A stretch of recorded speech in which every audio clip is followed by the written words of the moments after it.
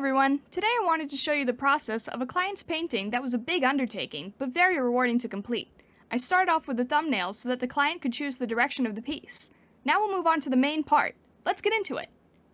I actually spent quite a bit of time experimenting with the anatomy of the pose, making sure the arms were in the right position, the fingers around the cup and saucer looked correct, the perspective was accurate, and that the legs were not too long or too short, which is tricky to figure out with the semi-equine shapes and hooves, but I got there after some trial and error. I then moved on to the form of the lawn dress, which has many layers. I sketched in the hair, tail, horn, wings, and any other royal accessories, making sure to match the reference sheet accurately. After the character looked correct, I moved on to the palace tea cart, making sure to get those wheels at the right angle, then added the cup, saucer, cream, and sugar bowl.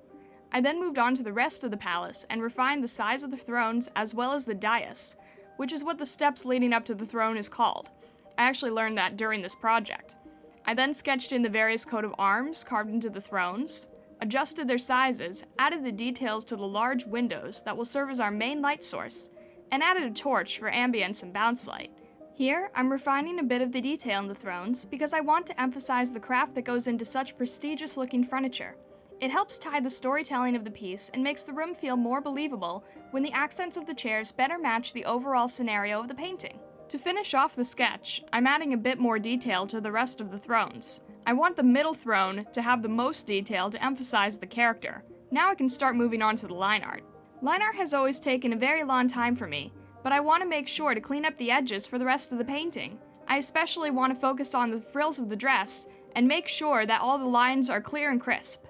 After I've lined in the character, I move on to the rest of the palace, making sure that the dais, walls, and thrones are all in the right perspective. It's not going to change too much from how the sketch looked, but I still want to make sure that the lines are correct. Once I've spent a few hours on this big polishing stage, I check the sketch against the line art and make sure that everything lines up correctly. Then I can start doing what I like to call flat coloring. The idea of flat coloring is just what it sounds like. I put in those flat colors to sort of break up the piece. It doesn't really matter if the colors aren't exactly what I'm going to go with, because my point here is the separation of color. Each color is on its own layer, so I can actually adjust those later. Now, I can finally move on to the painting stage, which is where I have the most fun. There's a bit of a jump here, but I painted in a bit of the wood grain texture, and now I'm adding some hard shadows to determine my light source. I'll add deeper shadows and brighter highlights into the grain of the wood. I can also use this effect to add detail to the texture of the top of the thrones, where each coat of arms is located. I'm making sure to add those deep highlights and shadows into all of the thrones, and then add them to each coat of arms. Once I've established that, I can move on to the marble wall in the background. The wall is interesting because I just kind of went for it. I grabbed a lot of references and tried to mimic the texture with a bunch of different brush strokes. And from close up, it's not really going to look like a marble wall, but from far away, with all of the brush strokes and blending that I did, it really helps give a convincing texture. I then change up my brushes a bit to one with a softer texture for the carpet. I switch that up again in order to make some harder texture for the rock and cracks. In doing so, I'm constantly switching between hard and soft textured brushes depending on the object I'm painting. I'll block in a bit more shadow, then move on to the rock wall, where I use a smaller brush to add more detail. The smaller brush size allows me to paint in more cracks and crevices that I wouldn't be able to paint in as easily with a larger sized brush. I'll darken the edges a bit, block in the glass and window panes, and then move on to the tea cart. I love painting inanimate objects like this, because I can use dark purple for shadows, bright highlights, and a bit of detail, and make something that looks really nice in a short amount of time. Because the cart and tea set are both white, I emphasize the difference and make them both stand out by making the cart a warmer white and the tea set a cooler white. Then I increase the transparency of the lace detail. I block in the bit of the lantern too just to establish the colors, but my main focus right now is going to be the dress. For the dress, I'm adding shadows where the folds of the fabric are, based on how the character is sitting. I use some brightness and contrast adjustments in the program to add some more depth to the dress itself, and add the different colors of frills based on the character design. I can then move on with the shading in the skin. As with the cart and tea set, I take the black color of both the skin and the dress and use warm and cool values to make them stand apart from each other. With the blue hair, I'm doing this same technique with the hues in the light and the shadow. The shadow is going to be a cooler color, and the highlights are going to be a warmer color, leaning more towards a lime green than the cyan of the base color of the hair. It's a more subtle effect than the strong lime green of the hair tie, but it helps explain what I mean.